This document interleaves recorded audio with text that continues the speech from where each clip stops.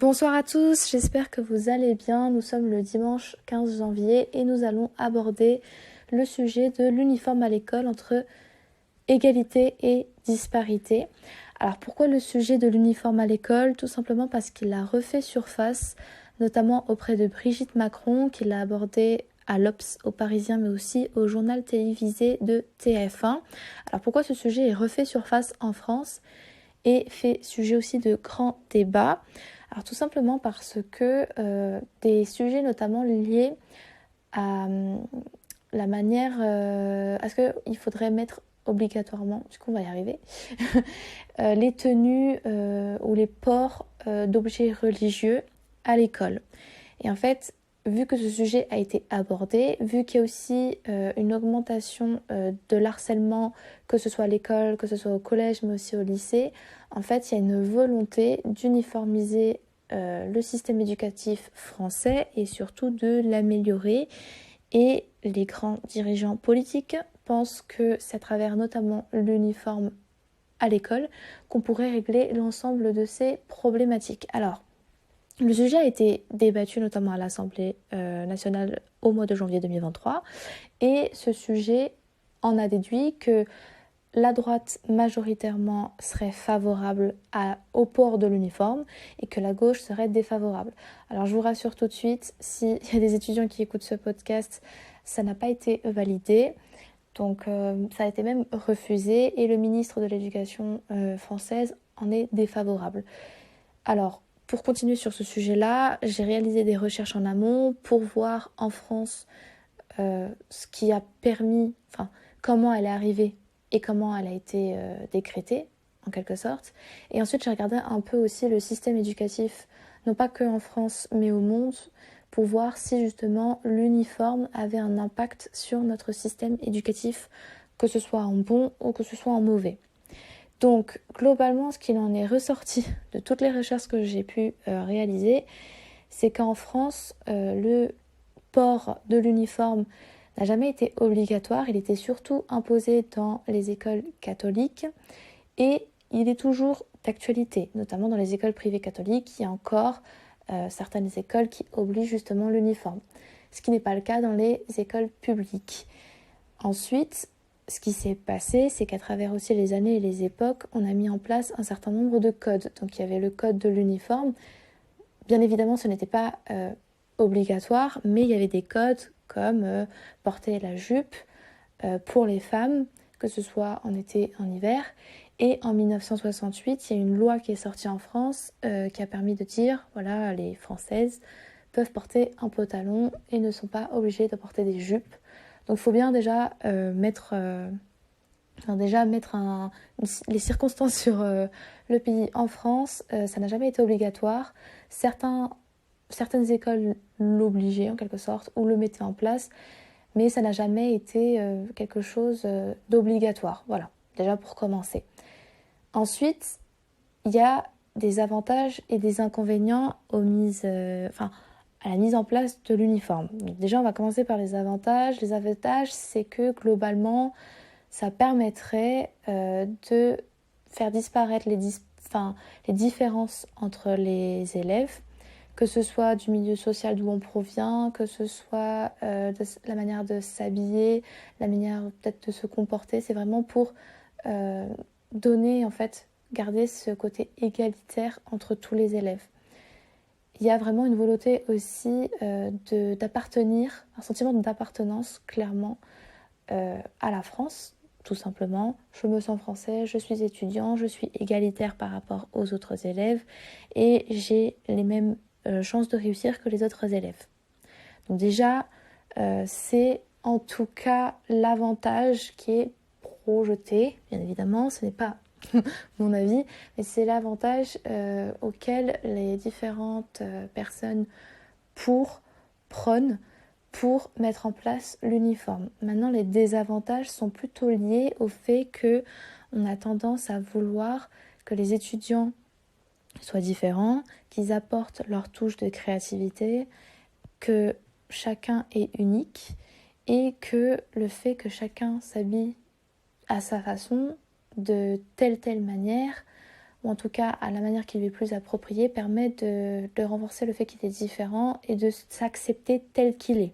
Donc déjà ça c'est une première chose. Et ensuite le désavantage aussi de l'uniforme, c'est que ça ne réglerait pas en soi toutes les solutions en fait de disparité entre les élèves. Et c'est là où j'y viens justement à cette explication. Donc je ne vais pas vous mentir que avant de réaliser les recherches, personnellement j'étais pour l'uniforme parce que pour avoir fréquenté du coup le système éducatif français, je trouve que quand on est au collège et au lycée, il y a vraiment je trouve qu'il y a vraiment, comment expliquer, les personnes traînent entre le milieu social auquel on appartient.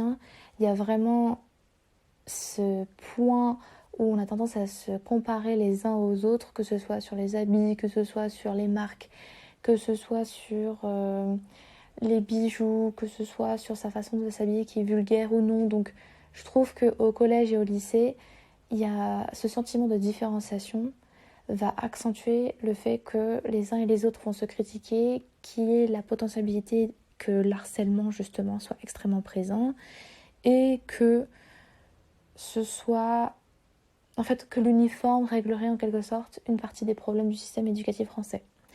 Maintenant, quand j'ai réalisé justement les recherches, j'ai réalisé justement que l'uniforme n'est pas une réponse à tout. Et pourquoi? Là, je vais en venir à ce sujet. C'est qu'en fait, tout simplement, des études ont prouvé que les pays anglo-saxons, même d'autres pays dans le monde entier qui portent des uniformes, même les écoles catholiques privées en France qui portent des uniformes, il n'y a pas que les écoles catholiques, je vous rassure, il y en a d'autres, mais globalement les écoles privées montraient qu'en fait les élèves devenaient d'autant plus rebelles en portant l'uniforme et qu'en fait il y a toujours les chaussures qui montrent que l'élève appartient à tel milieu social, les bijoux, les montres, les coiffures, et qu'en fait l'uniforme ne répond pas justement à ce point concernant l'égalité entre tous et l'égalité des chances, mais aussi qui répond à des réponses concernant la laïcité en France. Donc on y vient aussi à un autre point qui serait, alors qu'est-ce qui pourrait justement améliorer notre système éducatif français? Alors, pour avoir réalisé un petit comparatif entre plusieurs pays, notamment les pays scandinaves et la Suisse, parce que au dernier classement qui a eu lieu ces 5 dernières années, c'était les pays scandinaves, sauf que l'année dernière, il faut savoir qu'à ce classement, c'est la Suisse et les États-Unis qui a remporté justement le quota d'élèves qui ont des meilleures, alors ce ne serait pas des meilleures notes, mais qui ont un meilleur résultat d'apprentissage et qui potentiellement seraient plus épanouis aussi dans le système scolaire qui leur est propre. Donc si on compare en tout cas la France et les pays scandinaves globalement, ce qu'il en ressort, c'est que les pays scandinaves ont moins de cours, les cours sont plutôt centralisés le matin et l'après-midi, il y a vraiment une volonté de mettre en avant des activités créatives, des activités physiques qui va permettre à l'étudiant, ou à l'élève en tout cas, de mêler un peu ce qu'on appelle la théorie et la pratique. Peut-être que c'est quelque chose, je trouve en tout cas, qu'en France, nous n'avons pas, parce qu'on reste globalement assez dans le théorique. Et la pratique va se faire soit en formation professionnelle, donc si on se rend dans un lycée professionnel, donc à partir de 16 à 18 ans, soit dans les écoles supérieures quand on va aborder notamment l'apprentissage ou des contrats professionnels, mais qui auront lieu du coup beaucoup plus tard, plus vers l'âge de 19, 20, 21 ans. Alors que là, vraiment, dans les pays scandinaves, il y a vraiment une volonté de théorie, de pratique qui s'instaure dès l'âge de 6 ans. Et aussi une mise en avant, non pas que des matières premières comme les maths, les sciences, les langues, il y a aussi une volonté de mettre en avant des cours créatifs comme la technologie, comme la musique, comme le théâtre. Et petite info, alors moi j'ai une cousine qui est suisse du coup, et quand j'avais son âge, enfin quand on avait à peu près la même, enfin on a une différence d'âge bien évidemment, mais quand elle me parlait du coup de son système éducatif, et moi quand je lui parlais aussi de mon système éducatif français et elle suisse, du coup, j'ai vu qu'il y avait pas mal de disparités. Donc en France, vraiment, le système éducatif est uniforme pratiquement dans toutes les régions. En Suisse, mais aussi dans les pays scandinaves, il y a cette petite particularité où, en fonction de la région où tu habites, ça a le même système aussi qu'en Allemagne. En fait, ton apprentissage, tes cours ne sont pas les mêmes. Donc, il y a vraiment une différenciation qui se fait déjà par région. Donc, en Suisse, les régions se nomment les cantons et du coup, en fonction du canton où tu te trouves, tu n'as pas le même système éducatif. Et il y a une vraie valorisation en fait de cours que nous n'avons pas, comme les cours de cuisine, des cours de mécanique, des cours administratifs, des cours de... En fait, il y avait tellement de cours qu'elle faisait que même moi, parfois, ça m'épatait. Et quand j'échangeais avec elle, en fait, je remarquais que eux accentuaient tout de même pas mal, enfin pas uniquement que sur les matières principales que nous, on a, mais ils accentuaient quand même pas mal sur sur des matières que nous, peut-être, on va un peu, comment dire, en France, enfin, en tout cas, je trouve qu'en France, il y a vraiment un sentiment où, si tu fais pas des études supérieures, c'est un peu mal perçu, alors que je pense qu'en Suisse, il y a pas... Il y en a partout, en fait. Il y a vraiment ce côté où, bon, c'est important que tu fasses beaucoup d'études, que tu atteins un certain statut social, voilà. C'est toujours très bien vu, et malheureusement, on est dans une société un peu pourrie qui fait que les formations professionnelles, je trouve que ne sont pas assez mises en avant ou sont un peu dévalorisées, alors que pour moi, il n'y a pas de mieux ou de pire. Chacun est comme il est, il n'y a pas de sous-métier ou de sur-métier. Et en Suisse, je trouve qu'il y a justement cette démocratisation en fait de métiers et de cours qui sont liés à l'aspect manuel, à l'aspect pratique, que je trouve ça extrêmement intéressant. La petite aussi particularité qu'il y avait quand on échangeait, du coup, moi et ma cousine ensemble sur le système éducatif et les différences qu'on rencontrait, c'est que elle avait exactement le même niveau que moi en maths, alors que moi j'avais 15 ans et elle en avait 13. Donc déjà, je pense que... Alors je sais pas si c'est dans leur manière de présenter les cours ou leur manière d'apprentissage, mais je pense qu'il y a une volonté très jeune et très tôt de mettre en place beaucoup de cours, mais d'une manière plus ludique, parce que quand elle me présentait ses cours, ça n'avait strictement rien à voir avec les miens. Moi, c'est des pages et des pages et des pages et des cours, alors que eux, c'est vraiment beaucoup de pratique. Dans les pays scandinaves, ils ont tendance aussi à mettre en avant beaucoup de cours où ils sont en mouvement et travaillent en groupe, chose que moi, je fais plus à l'université, donc à la fac, mais que je ne faisais pas du tout à l'école primaire et au collège. Donc il y a vraiment ce côté d'égalité, ce côté où on se soutient les uns les autres et il n'y a pas que la facette théorique qui est mise en avant, il y a aussi beaucoup de pratiques. Donc c'est pour ça que j'accentue beaucoup sur ce point-là et je trouve ça assez intéressant en tout cas parce que globalement en tout cas on va y arriver, pour terminer ce podcast, je trouve que ce sujet, en fait, il est arrivé un peu comme un poil sur le chou. Enfin, je m'en souviens même plus de l'expression, un chou sur la poêle, je m'en souviens même plus de l'expression, mais en fait, ce sujet est arrivé comme si les gouvernements français, ils se disaient, c'est la solution à tout, sauf que ça ne l'est pas. Il faut juste faire des recherches, c'est pas compliqué, t'as Google, ou t'as ChatGPT maintenant, du coup. Mais en fait, il y a vraiment un problème dans notre système éducatif, c'est qu'ils pensent réellement qu'un putain d'uniforme, donc une putain de tenue, va répondre à toutes les questions. C'est pas le cas en fait. Faut aller au-delà de la tenue.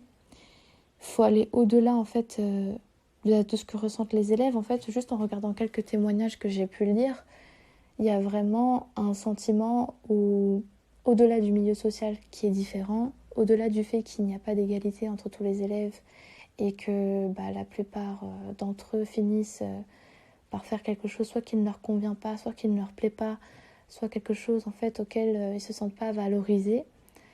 Il y a vraiment un sentiment, je trouve, au-delà du sentiment d'appartenance, en fait, il faudrait donner un renouveau, en fait, tout simplement, au système éducatif français, n'est-ce le fait que la dernière réforme qui a eu lieu sur le bac, je trouve que c'est pas mal, honnêtement. Au début, j'étais plutôt contre. Et avec le recul, en parlant un peu à mes petites cousines, je trouve que c'est assez intéressant de leur laisser le choix, de pouvoir choisir la matière qui leur plaît et surtout de mettre en avant un coefficient en fait plus important à la matière peut-être qui leur corresponde et qui leur permettra plus tard en fait de s'orienter dans les différentes universités qui leur correspondent, qui leur conviennent. Donc je trouve ça plutôt pertinent. Maintenant, par exemple, la notation sur 10, enfin la notation sur 10 en école primaire, bien évidemment, parce que quand on est au collège et au lycée en France, en tout cas, c'est une notation sur 20, je trouve qu'elle est pas forcément intéressante.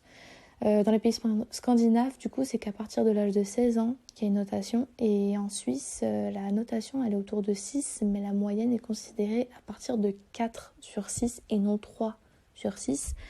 Donc, je considère que ça peut être pas mal, justement, de baisser cette notation parce que vraiment, il y a un sentiment où... Voilà, comment expliquer ? Je trouve que cette note sur 20, en fait, elle est tellement large. Et en fait, quand on va faire, imaginons, je sais pas, on va noter un élève, on a tendance à les catégoriser un peu en mode, t'es soit moyen, soit assez bien, soit bien, soit très bien. Et là, en Suisse, ce serait soit t'as pas révisé, soit t'es moyen, soit t'es bon. En fait, il y a vraiment 3 catégories. Après, c'est pas forcément la solution à tout. Parce que si on regarde par exemple le système éducatif américain, qui est considéré comme l'un des meilleurs, alors que pour moi, je trouve que c'est le pire. Parce qu'on va pas se mentir que le système éducatif américain, c'est vraiment en fonction en fait de la thune que t'as. C'est si t'as de la thune et tu peux amener ton enfant le plus loin possible, bah tant mieux. Les notes comptent bien évidemment, mais je trouve que vraiment le système éducatif américain met un grand point sur justement l'argent investi, notamment au supérieur. C'est pas tous les parents qui peuvent se permettre de payer son enfant dans des études aussi élevées. Et je pense que pour terminer, je ne suis du coup pas pour l'uniforme à l'école. Je pense vraiment que ce n'est pas la solution. Je pense avoir évoqué quelques sujets qui pourraient améliorer justement le système éducatif français. Après, bien évidemment, c'est pas une solution à tout, mais ce sont des exemples qui, je pense, sur le long terme, pourraient améliorer, en tout cas, définitivement certaines problématiques qu'on rencontre aujourd'hui. Maintenant, j'espère profondément que de nouvelles solutions vont être mises en place.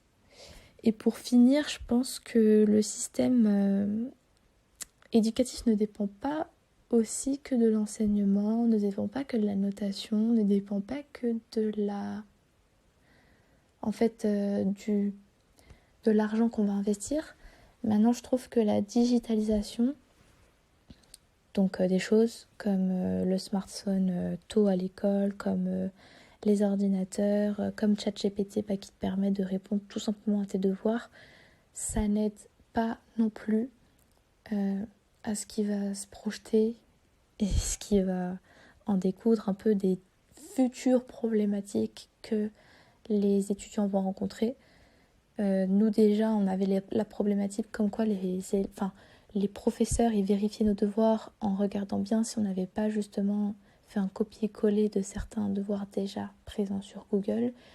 Là, il va y avoir d'autres problématiques sur est-ce qu'ils n'ont pas fait leurs devoirs sur ChatGPT, est-ce qu'ils ne se partagent pas les mêmes réponses. En fait, je trouve que la digitalisation amène d'autres sujets, d'autres points.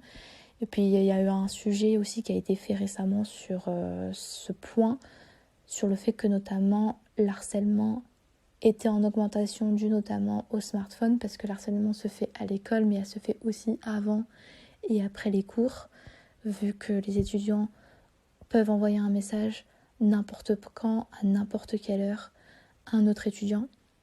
Donc je trouve que aujourd'hui, il y a plusieurs problématiques auxquelles on est confronté et qui vont aussi arriver prochainement et dont on n'a pas forcément la solution, mais dont on pourrait quand même creuser. Je pense que ça peut être assez intéressant.